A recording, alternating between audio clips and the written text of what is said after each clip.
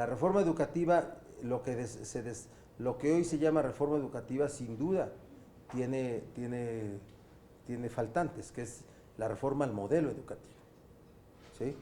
Pero no podía haber también una reforma educativa sin que se generaran nuevas relaciones con el Sistema Nacional de Maestros, si así se puede llamar, con el personal docente, pues.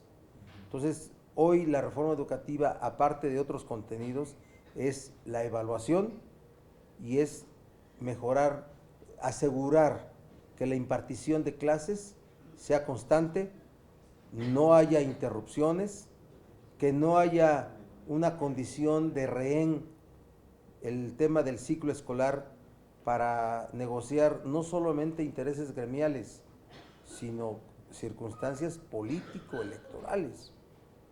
Por eso también, así como nos causa cierta suspicacia la presentación de la iniciativa presidencial días antes de la elección, también nos causa, ¿verdad?, suspicacia en la situación de los paros magisteriales a unos días de la jornada electoral del 5 de junio. Por eso a la autoridad educativa lo único que le queda es aplicar la ley, ¿sí? Y si hay un supuesto en la ley que establezca que quienes falten a impartir clases por 4 días siguientes incurren en una causa que sea su separación, que sean dados de baja o que sean despedidos, tiene que aplicarse la ley.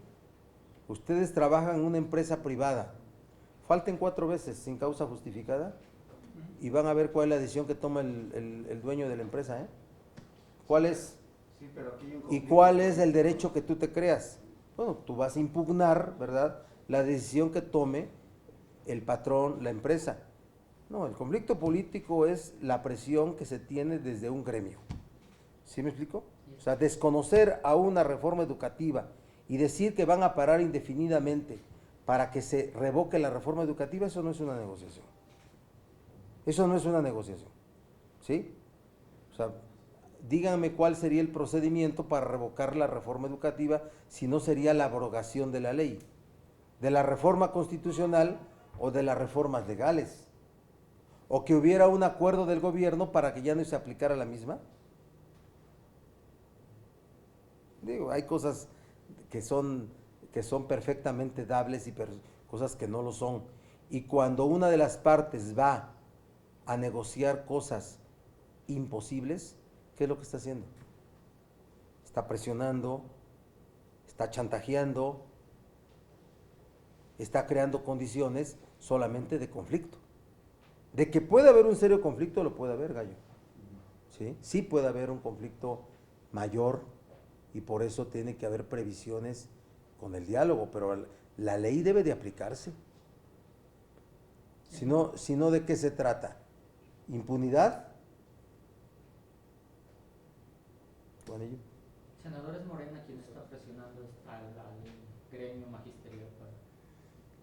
Yo no veo a partidos políticos todavía ahí en la escena, sino son más bien alientos de los propios gremios para poder ser útiles en el escenario político. O sea, ¿sí me explico? Hacen acciones para ser tomados en cuenta.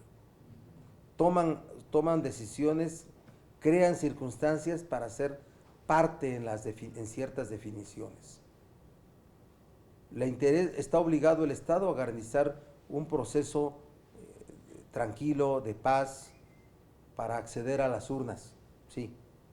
Y hay un paro nacional de maestros en medio de las elecciones. ¿Qué tiene que hacer el gobierno? Negociar con ellos, ¿verdad? Crean condiciones para una negociación, pero la negociación no puede ser la revocación de la reforma educativa. No puede ser, pues. O sea, imagínense un Estado que anuncie que acaba de negociar la revocación de la reforma educativa. ¿Cuál sería el nivel de la autoridad que haga eso? ¿Verdad? Ni al más gallo de los gallos le pudiera pasar eso. No. Es prácticamente poner su renuncia sobre la mesa. Pues sí, ¿verdad que sí?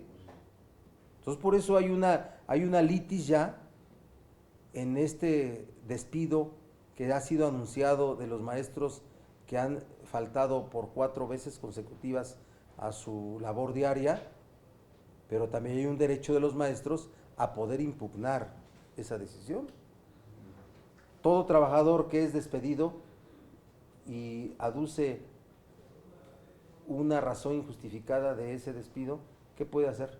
Acudir ante la autoridad laboral para ser escuchado y para revocar la decisión del patrón, en este caso, que es la autoridad educativa, y ser reinstalado en su trabajo. Entonces tú respaldas ese endurecimiento en contra de los No, yo respaldo la aplicación de la ley, no el endurecimiento. O sea, no califiquemos, es la aplicación de la ley. Es la aplicación de la ley. O sea, ¿cuál es la decisión que puede tomar la autoridad? Sí, pero no. Sí existe el supuesto de que deban ser separados los maestros, pero no hay que aplicar la ley porque si no va a haber un conflicto magisterial generalizado. ¿Cuál es la salida? ¿Cuál es la salida? Nadie que sea responsable puede recomendar el incumplimiento de la ley. Todos debemos de recomendar el diálogo, claro que sí. No podemos dejar de hablar de no agotar el diálogo, de mantener el diálogo, de respeto a los derechos humanos, de no violencia, de no actos de fuerza contra los maestros. Lo digo para que se escuche, para que se grabe, ¿sí? Pero no podemos decir nadie de los que somos parte de un órgano del Estado mexicano de manera responsable que no se cumpla la ley. ¿En qué país vivimos?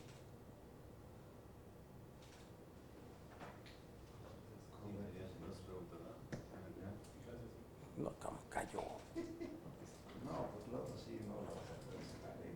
¿Cuál tú?